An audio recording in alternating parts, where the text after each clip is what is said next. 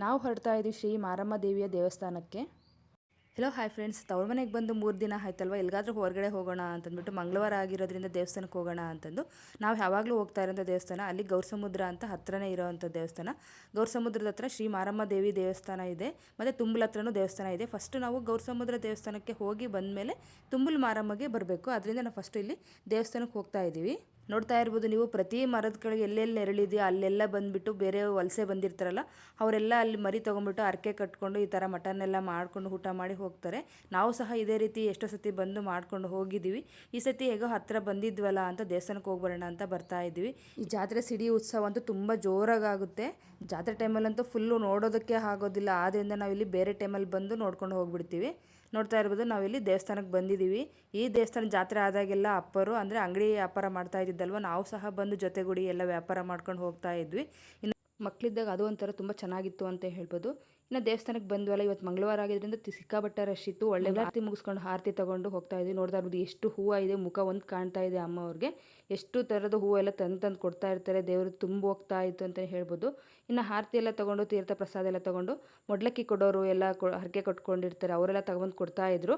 ಆದರೆ ಈಗಿನ ಟೈಮಲ್ಲಿ ಏನಾಗುತ್ತೆ ಅಂದರೆ ದೇವಸ್ಥಾನದಲ್ಲಿ ತೆಂಗಿನಕಾಯಿ ಇವೆಲ್ಲ ತೊಗೊಂಡೋದ್ರೆ ಎಲ್ಲಂದ್ರಲ್ಲೇ ಸೈಡಿಗೆ ಹಾಕ್ತಾ ಇರ್ತಾರೆ. ಅದರಿಂದ ತೊಗೊಂಡೋಗೋಕ್ಕೆ ಬೇಜಾರು ಅನಿಸ್ಬಿಡುತ್ತೆ. ಎಲ್ಲೋ ಒಂದು ಕಡೆ ತೆಂಗಿನಕಾಯಿ ಹೊಡಿತಾರೆ, ಉದ್ಬತ್ತಿ ಅವೆಲ್ಲ ಎಲ್ಲೋ ಬಿಸಾಕ್ತಾರೆ. ಆ ಥರ ಆಗಿರೋದ್ರಿಂದ ನಾವು ಹೋಗಿ ಅದೇ ದುಡ್ಡನ್ನು ಹುಂಡಿಗೆ ಹಾಕ್ಬರೋದ್ರಿಂದ ತುಂಬ ಒಳ್ಳೆಯದು ಅನಿಸುತ್ತೆ ನನ್ನ ಪ್ರಕಾರ. ದರ್ಶನ ಮುಗಿಸ್ಕೊಂಡು ದೇವಸ್ಥಾನ ಸುತ್ತೋಣ ಅಂತ ಬಂದು ಒಳಗಡೆಯಿಂದ ನೋಡ್ತಾ ಇರ್ಬೋದು ಗೋಪುರ ಎಷ್ಟು ಚೆನ್ನಾಗಿ ಕಾಣ್ತಾ ಇದೆ.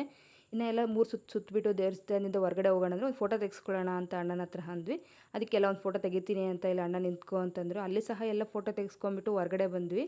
ಸಖತ್ತು ಬಿಸಿಲು ಅಂದರೆ ಹೊರಗಡೆ ಕಾಲಿಡೋಕೆ ಆಗ್ತಾಯಿಲ್ಲ, ಅಷ್ಟು ಬಿಸಿಲಿತ್ತು. ನಾವು ಬೇರೆ ಸ್ಲಿಪ್ಪರ್ಸ್ ಹಾಕೊಂಡು ಹೋಗಿರಲಿಲ್ಲ. ಕಾರ್ ಹತ್ರ ಬರೋಷ್ಟೊತ್ತಿಗೆ ಕಾಲು ಸುಟ್ಟೋಯ್ತಪ್ಪ ಅನ್ನಿಸ್ತಾ ಇತ್ತು, ಅಷ್ಟೊಂದು ಬಿಸಿಲಿತ್ತು. ನೋಡ್ತಾ ಇರ್ಬೋದು, ದೇವಸ್ಥಾನ ಎಲ್ಲ ಮುಗಿಸ್ಕೊಂಡು ನಾನು ತುಂಬಲ ಮಾರಮ್ಮ ಅಂತ ಹೇಳಿದ್ನಲ್ಲ, ಅಲ್ಲಿಗೆ ಬಂದಿದ್ದೀನಿ. ಇವತ್ತು ಸಹ ಒಳ್ಳೆ ಜಾತ್ರೆ ದಿನ ಕಡ್ದಾಗೆ ಮರಿಗಳೆಲ್ಲ ಕಡಿತಾನೇ ಇದ್ದಾರೆ ಎಲ್ಲ ಅಲ್ಲಿ. ಮಕ್ಕಳೆಲ್ಲ ಈ ಥರ ಬ್ಲಡ್ಡು ರಕ್ತ ಎಲ್ಲ ನೋಡಿಬಿಟ್ಟು ಒಂಥರ ಹೆದರ್ಕೊಳ್ತಾ ಇದ್ರು. ಎಲ್ಲ ಮರಿಗಳೆಲ್ಲ ಈ ಥರ ಮಾಡ್ತಾ ಇದ್ರಲ್ವ, ಅದನ್ನು ನೋಡಿಬಿಟ್ಟು ಆ ಕಡೆಯಿಂದ ನಾವು ಹೋಗ್ಬಿಡೋಣ ಫಸ್ಟು ಅಂತಂದು ದೇವಸ್ಥಾನದೆಲ್ಲ ಒಳಗಡೆ ಬಂದ್ವಿ. ಇಲ್ಲೂ ಸಹ ಎಲ್ಲ ಅಂದರೆ ತುಂಬಲ ಮಾರಮ್ಮ ಉತ್ತಾ ಇದೆ ಇಲ್ಲಿ.